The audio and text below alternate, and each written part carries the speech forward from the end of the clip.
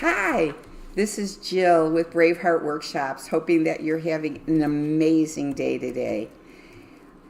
I wanted to talk to you about the topic of balance in our lives.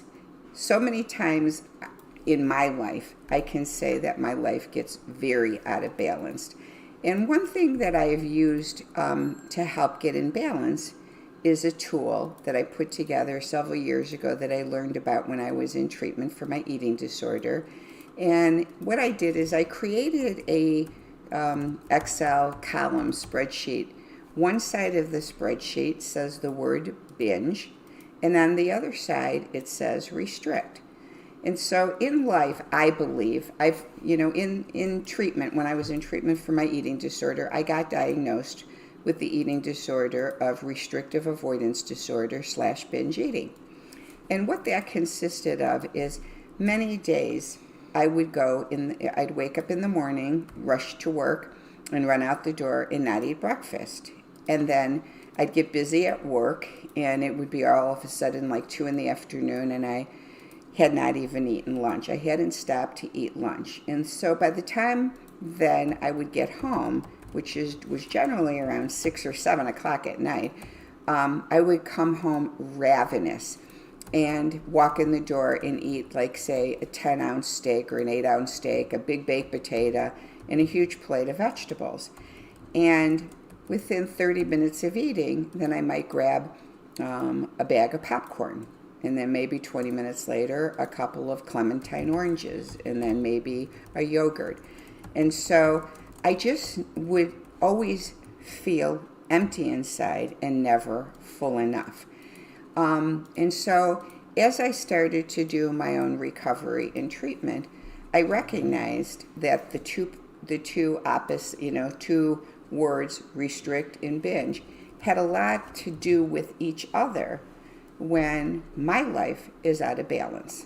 And so I'll give you some examples on the spreadsheet. So, for example, if I am binging an activity or busyness like work, if I'm putting in hours and hours of activity, busyness on work, I would call that binging on it, and spending so much time that that's all I'm preoccupied.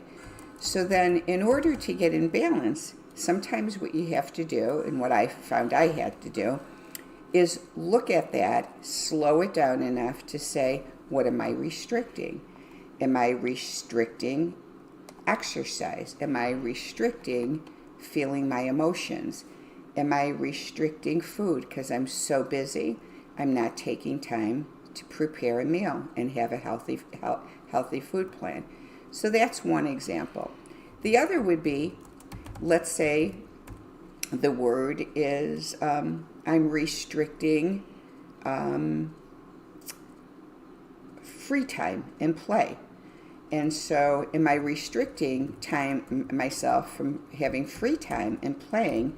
And if so, again, I look at the opposite. What am I binging on? Again, I might be binging on work and exercise, work and activity. I may be binging on fright. That's a good one. I might be so afraid of socialization, especially in this time of COVID, where you're scared to connect with others, that you're restricting free time and play. And so, again, you get out of balance because you don't have that free time and play, and so you're just so filled in binging on fright, okay? Or you're binging on isolation. You're so much into isolation that there's no time for free time. Now, this is kind of a serious one lately because now that the country's opening up and things are opening up a bit for travel, there's still people out there that are still very, very scared to travel. And so we've been isolating so long, we've been binging on isolation so long that we're restricting ourselves from going out and beginning life again with others. And so that's something to look at. Let's see another one. Are we binging on safety? Like, we're so inundated with safety, everything has to be safe, that we're restricting ourselves from change. Like, are we restricting change? Like, let's begin changing this safetiness, and let's know that we are now finding ways to be safe, because we've learned now how, a lot of us have, the medical field has learned how to treat COVID. For those of you who don't know, I had COVID back in September, and I was hospitalized for 5 days. But I wasn't afraid, because I thought the medical team had it. By this time, they had already found that remdesivir and dicardin were exceptional medications to cure COVID. And so at that point, I felt safety. I felt that I had safety, and that I would be well. So right now, if in the past we were binging on fears and feeling unsafe and isolation, that we restricted ourselves from change and from free time and from connection. Things have changed now, so you can look at that and see where you're at in balancing it. Let's see. Are we binging? I'll give something else. Like, are we binging on, let's say, alcohol or food? If we're binging on alcohol or food, are we restricting grounding ourselves? Are we restricting internal connection? Are we restricting intimacy within ourselves and others? This is one. Are we restricting our voice? Sometimes we get to a place that we binge on things like food or drugs or alcohol because we've pushed down our voice for so long and have quit speaking our truth, that then it leads us to feeling so empty inside that we have to stuff those feelings with food. So there's so many parameters. Some of the words, I'll just give you some of the words I have: binging on activity, advice, agendas, alcohol, analyzing our emotions and situations. We might binge on that. We might binge on body image, like being so obsessed with our body image. Cigarettes. How about binging on control, where our life feels out of control, and so we binge on control because we're restricting compassion maybe with others. Let's see. Are we binging on external connection? Are binging on flight, where we flee the minute things get tough? We just run away. Do we do that because we're maybe restricting patience? We're restricting self-love or stillness or time with God. That's a good one. Do we sometimes do that? Needing attachment. Do we binge on connection? Do we binge on oversharing? I've been very, unbalanced on this. Sometimes I share way too much and don't have filters when I don't know someone, and I share way too much. Do we binge on perfectionism? Yes, and then restrict doing things and we procrastinate. Do we binge on productivity? Do we binge on, and productivity, binging on productivity can stem from that feeling of not being good enough. And so we restrict ourselves from self-compassion and self-love. How about binging on recovery?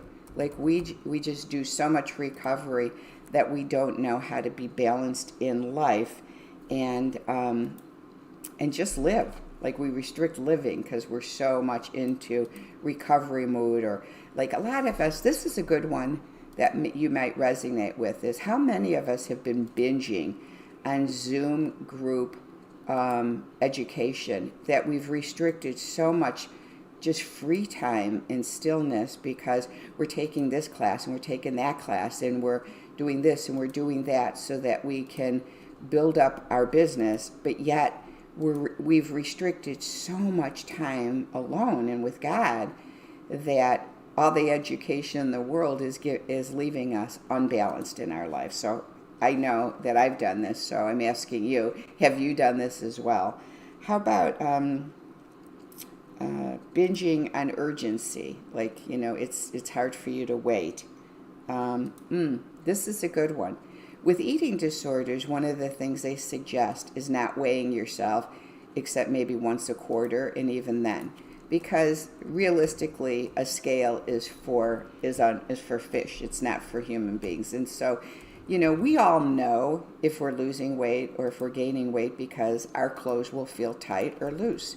And so, how many of you binge on weighing yourself daily, if not 2 times a day?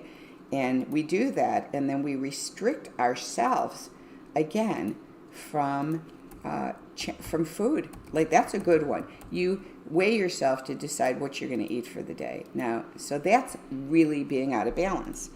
Some of the things we restrict, I'll look at the column, is we restrict ourselves from comfort, compassion, containment and filters, exercise, feeling our emotions.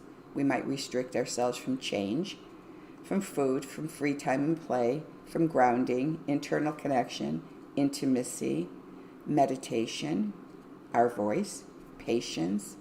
We might restrict from safety, self-compassion, self-love, self-truth. How about sex? Do we restrict ourselves from sex because we're even too busy to be intimate with our partner? How about restricting ourselves from stillness? Just slowing it down and being still. And lastly, how many times do we restrict ourselves from taking time to grow spiritually with God? And so that's my talk today to you in sharing on balance in our lives and the topic of binging and restricting on different things in life. I just wanted to end this with asking you if you would consider coming to Branson, Missouri in the Ozark Mountains. It's absolutely beautiful. We're only 3.5 hours south of St. Louis. We're 7.5 hours from Dallas, Texas, 12 hours from Denver, 8 hours from Chicago, and 8 hours from Nashville, Tennessee. It's a beautiful area filled with lakes and mountains and trails and entertainment. And we're having the first live conference of 2021 here in Branson with about 17 speakers who will be sharing their stories of pain, struggles, some suffering, loss, grief, some small traumas maybe in their life, and larger traumas. They're going to share those stories with you. And why share story? Well, in life, I think, just like binge restrict, it's so important to mirror off of others and look for the similarities in others' lives and how it connects with the similarities in your life, instead of looking at their story as being different and then again restricting yourself from connection. And so I'm just feeling really led by God that it's so important to gather again in community to share story and to grow. So by coming to this event, you will have life change like you haven't experienced in quite some time, because these stories are so impactful. We've got stories of prostitution, domestic violence, people dying, literally dying and going to heaven and coming back to life, people who've had strokes that were told they never walk or talk again that were healed. And so this conference is not a teaching conference, but it's a growth conference, it's a renewal conference, it's a regeneration, a transformational conference, where you'll walk away after 3 days being fully renewed in your spirit and left with so much more hope, so much more health and healing in your life. So we've kept the price very low, only $84 for 3 days. So it's August 20th to the 22nd in Branson, Missouri. So please join us and go to braveheartworkshops.com. And please, everyone, let's start focusing on balance in 2021 and receiving more hope, health, and healing. Thanks so much today for joining in the Connection Show with Jill Reynolds. Have an amazing day.